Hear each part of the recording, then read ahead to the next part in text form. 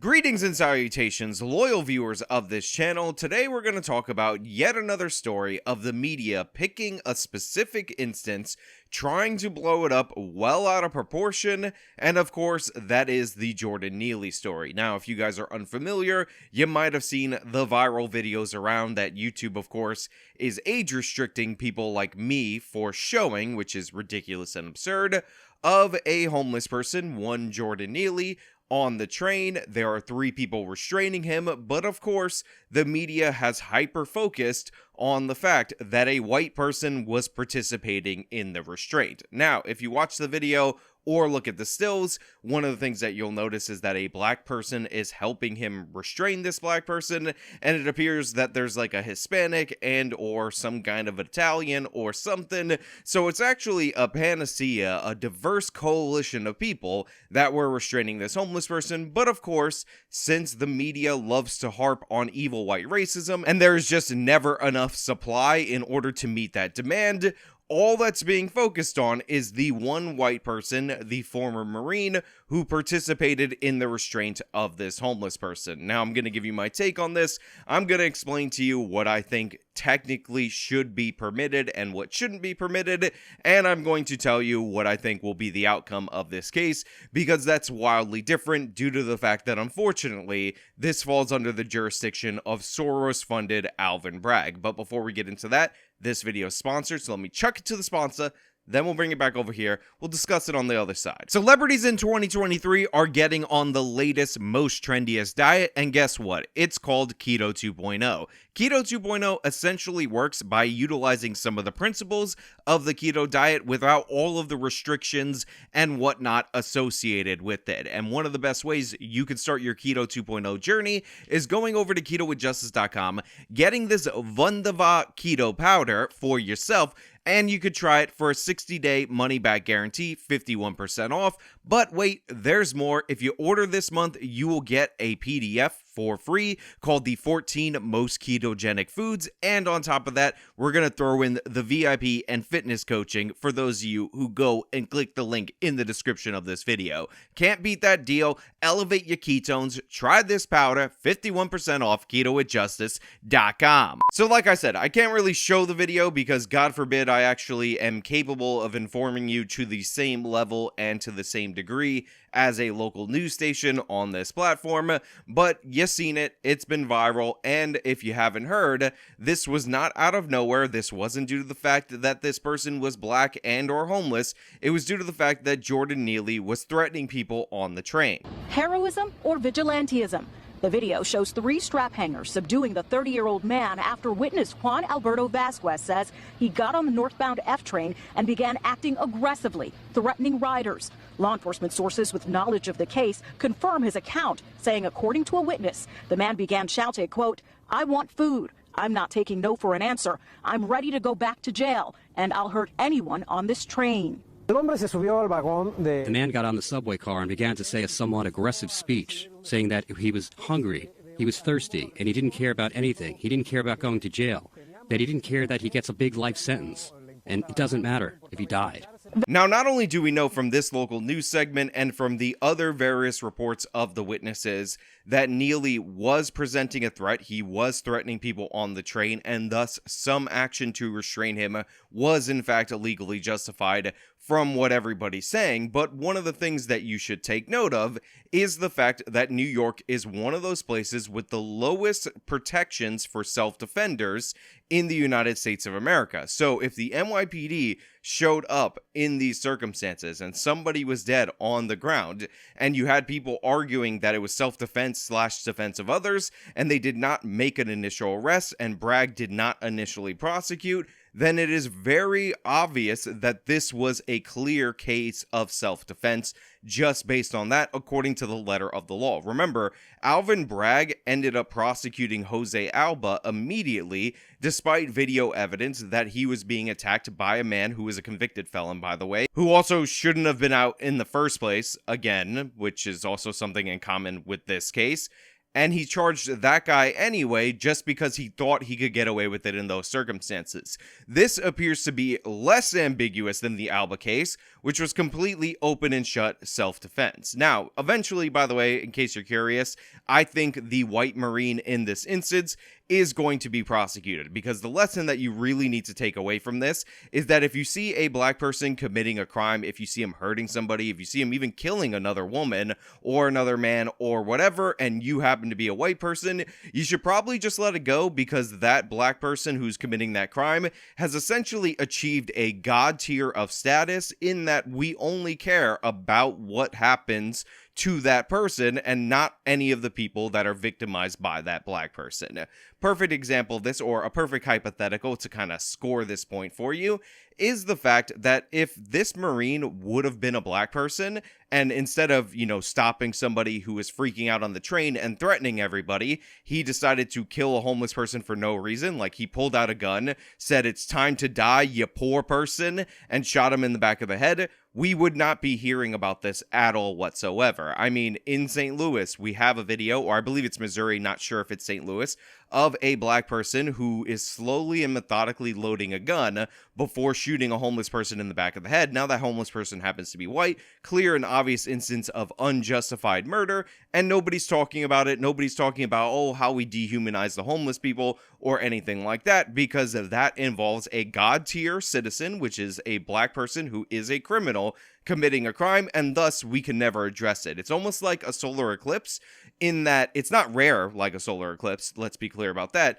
but in that you're not supposed to look directly at it, and then if we see some other ancillary stuff, then that will draw all the focus. So I do believe that this Marine was justified in the restraint. However, I think he's going to face criminal charges, because Alvin Bragg is going to pursue those criminal charges. Now, it's going to be interesting because you have other people who participated in the restraint if they face criminal charges. Because if you remember, in the George Floyd case, it was not just Derek Chauvin who ended up being convicted, but the officers that assisted in the restraint and Tao, the officer who was doing crowd control, were also convicted. But I'm guessing because Alvin Bragg is much bolder and much more racist than even the district attorney in Minneapolis, or Keith Ellison, who is the attorney general, that we're going to just get a one-to-one prosecution of the white former Marine, and any other people who assisted in the restraint aren't going to be presented at all whatsoever. Now, that's the case. It's a self-defense, defense of others kind of scenario. You have multiple witnesses on the train that are saying that this guy was acting crazy, he was threatening people, he was presenting a threat. Restraining a person presenting a threat makes perfect sense. You can hear in the video that the Marine who's doing the restraining is asking people to call 911. Obviously, there was no intent to kill or anything like that. It was just a complication from the restraint, and it might be due to the fact that this guy had like drugs in his system or whatever. That's not really the interesting part of the story. Vasquez says he was scared and believes others on the train were too. That's when he says a 24-year-old rider came up behind the man and put him in a chokehold, holding him there on the ground. Two other men standing over them also helped subdue the man. If there was fear, the people who were bluish or who were there, where he separated everything, moved from their place. I stayed sitting in my place because it was a little further away. But obviously those moments, well, one thinks fear, one thinks he may be armed. What's interesting is that yet again we have another instance where a white person even ambiguously may have appeared to have done something bad to a black person, and how the media and politicians are reacting, because that reaction is absolutely crazy. I mean, one of the things that a lot of people are doing, including the Manhattan Borough president, is post images of this guy dancing from over a decade ago, like Michael Jackson, to try to present to you the argument that he couldn't have been threatening all those people on the train, even though he clearly was, according to 30 plus witnesses and the witnesses on the platform, because he danced like Michael Jackson before, and wow, isn't he a good Michael Jackson impersonator? Hee hee, come on! Shimon, blanket, that's ignorant. Sorry, I had to replace the audio with my own singing in order to do that. Now, look, This is an absurd argument. It has nothing to do with anything. I think what is far more telling is the fact that this person has a violent criminal history. He's been arrested over 42 times. Some of those instances were violence. In fact, in his greatest Michael Jackson impersonation, he was arrested for attempting to kidnap a 7-year-old, dragging the 7-year-old away. Unfortunately, he was able to plead to lesser charges, only ended up serving 4 months. He's decked an elderly woman in the face, 67 years old, assaulted other people on video. This has been captured and put out there into the public. And all of these more recent, more violent kind of actions should be taken better into account, yet they're being ignored because obviously people want to paint him as just this Michael Jackson impersonating angel that was killed because the evil white racist didn't like black Michael Jackson. He preferred white Michael Jackson. Isn't he an evil white racist? I mean, honestly, the amount of stupidity that we're seeing from all these different folks on the left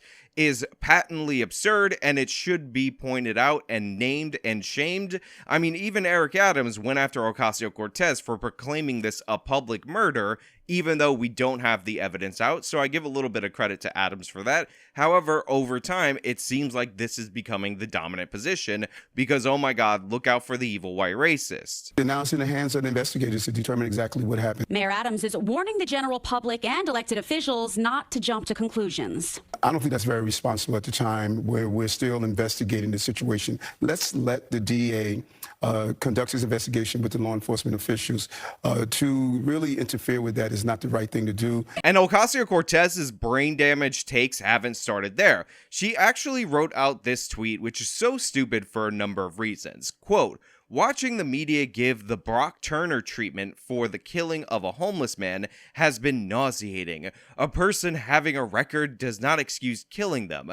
Neither does being poor, sick, or homeless. Virtually every one of us is closer to being in Neely's shoes than we think." No, I'm not closer to being in Neely's shoes than we think. I can't dance, number one. Number two, the idea that there is any kind of positive media coverage associated with Brock Turner that Ocasio-Cortez could say is being applied in this situation, and thus she could be nauseated by, is absolutely ridiculous, stupid, and absurd in every possible way.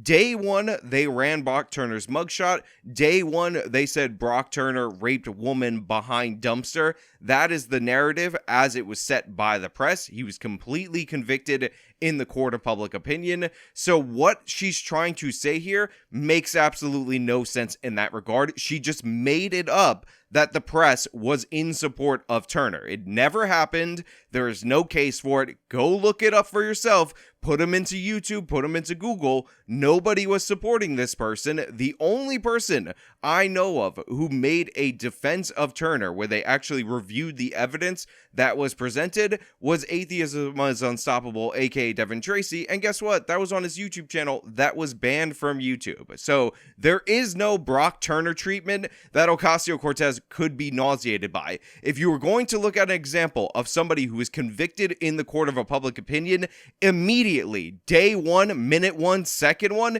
it would be Turner. Regardless of how you feel about the case, it is inarguable that this guy was convicted in the court of public opinion. So that's just insanely stupid from Ocasio-Cortez. And then the next thing, the idea that, oh, him having a record means that he somehow deserved it, or that he's sick, or that he's poor. Nobody's saying that. Nobody's alleging that. I'm so sick of this stupid argument about criminalizing poverty or criminalizing mental illness or anything like that. That's not what happened. The reason why he was restrained is because he was threatening people on the train. We have 30 plus witnesses, nobody behind the camera, unlike the Floyd situation, saying even get off of him, because those people actually were there. They understood the threat and they were reacting to the threat that Neely proposed, and that's why we're justifying the restraint of him, and the death is a consequence of that restraint that nobody wanted as the outcome. So she's just making that up, inflaming tensions, stoking racial bigotry, because that's what the Congresswoman does.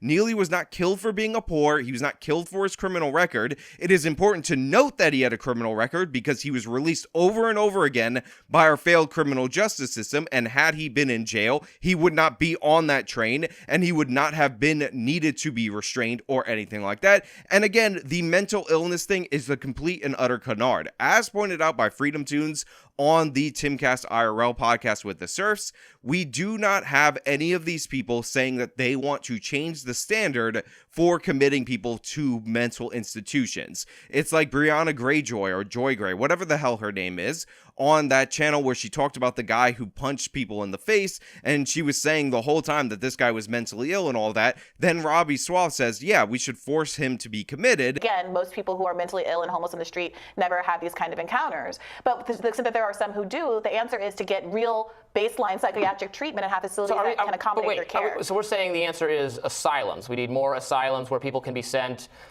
to structured mental health facilities that they can't leave at a whim, that they have to stay. I mean, like, this person punched someone, beat someone with a rock. It can't be up to him whether he gets to leave the facility, right? You said he doesn't belong in prison, but he belongs under the restricted, supervised conditions that he cannot leave on his own. I don't know that, right?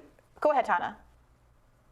If we had the kind of facilities where mentally ill people could go and be comfortable and get real treatment and have like good meals and all this other stuff, you actually wouldn't have to force them, right? Like, you just don't. Like, people have to be forced because what we have now is crap. Like, I don't want to go to that at all. Do you? Well, but wait a minute.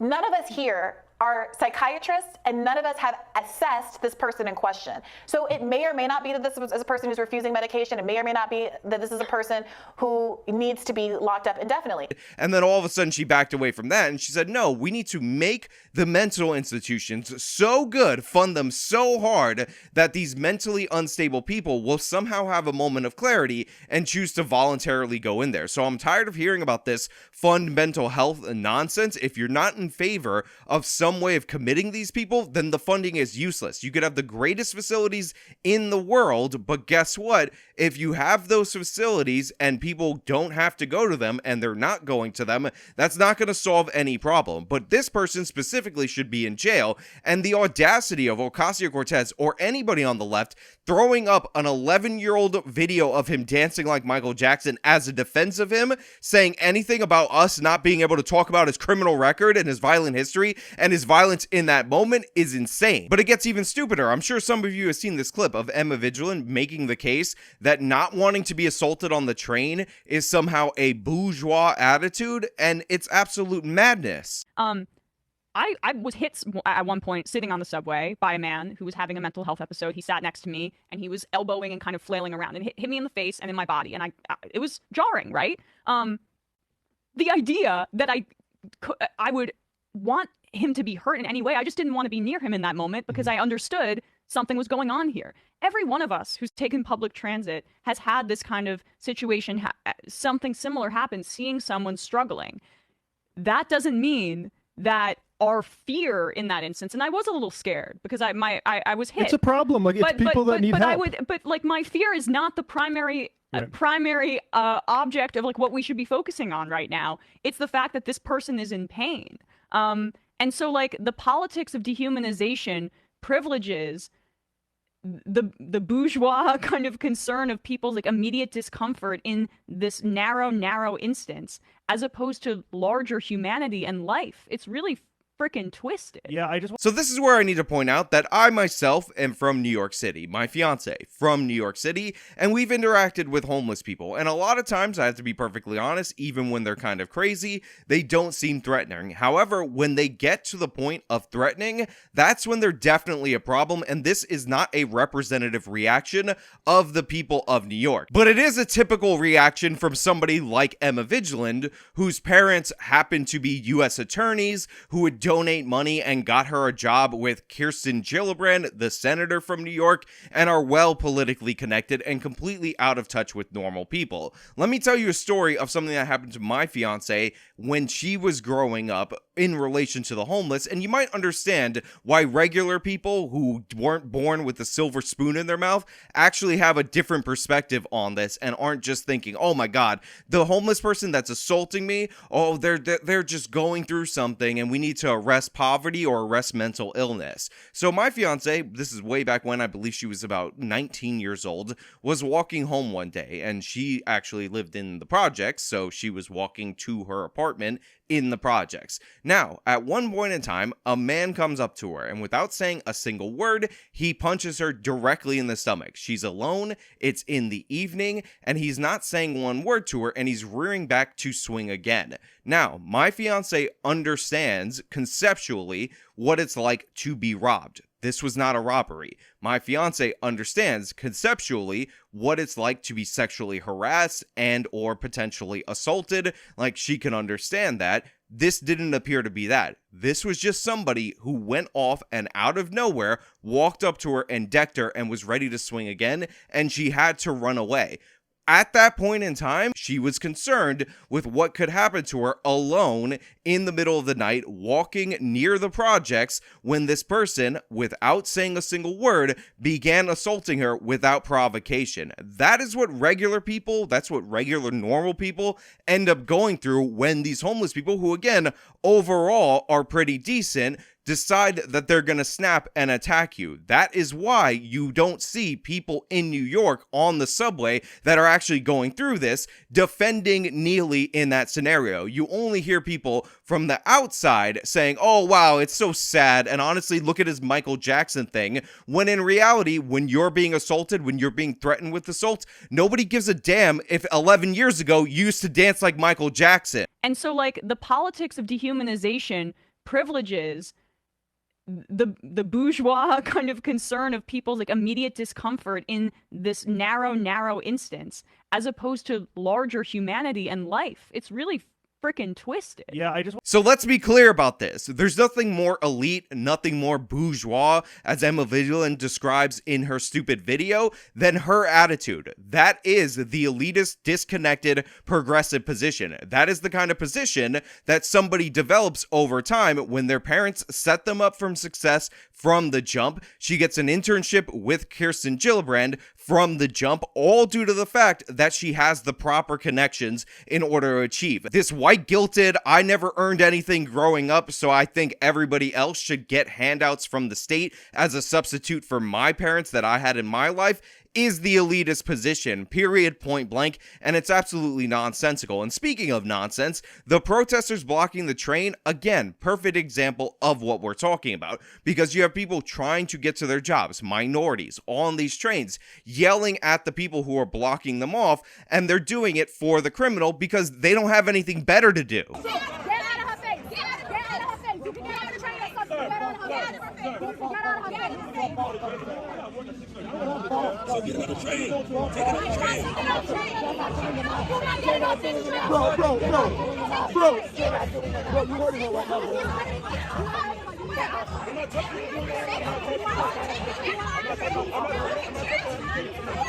All these people on the train, which by the way, those trains are electrified, are committing what I like to call unemployed behavior. Regular people don't jump on the train tracks voluntarily. They often get pushed onto the train from time to time by homeless people, by criminal types that are being defended by these people in these protests. The regular people on the trains in New York are the ones who look like they're about to knock out some of these protesters because they won't stop blocking their path. This is all nonsense. It's all unemployed behavior. It's all garbage, and it's all over a situation that everybody involved, everybody affiliated, completely understood in the moment, because when you actually have to go through things, that's what happened. So yeah, what happened to Jordan Neely is sad. I wish this person was not killed, but again, there was no intent behind the killing. The intent was to restrain, and when you have issues with substances, when you're out of your mind, sometimes you're less tolerant to certain things that would be perfectly fine for anybody else.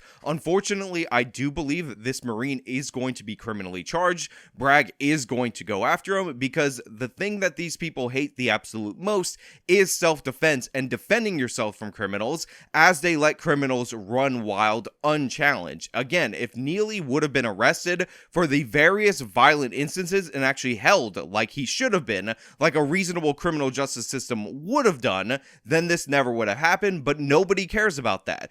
Everybody in power has the same view of Emma Vigilant. You have to take the abuse, you have to take the criminality, because honestly, it's better to seem virtuous than to actually help victims. Now, finally, I do want to address this post that is going around on Reddit that says that Neely actually recently, within a week or so, attempted to push the poster onto the tracks. Now, other than the fact that we should point out that Emma Vigilant over at the Majority Report thinks that not wanting to be pushed on the train tracks to your death is actually a bourgeois attitude, we should point out that we have no idea about whether or not this is true or not. It is a Reddit post, it is random, it is anonymous, there's no supporting evidence and or details attached with this, so I'm just gonna say this is not something that I want to put out there into the world without giving those caveats, but it is interesting that other Reddit posts that predate the death of Neely actually warn about the Michael Jackson impersonator and how he's become more violent over the years. So this does not have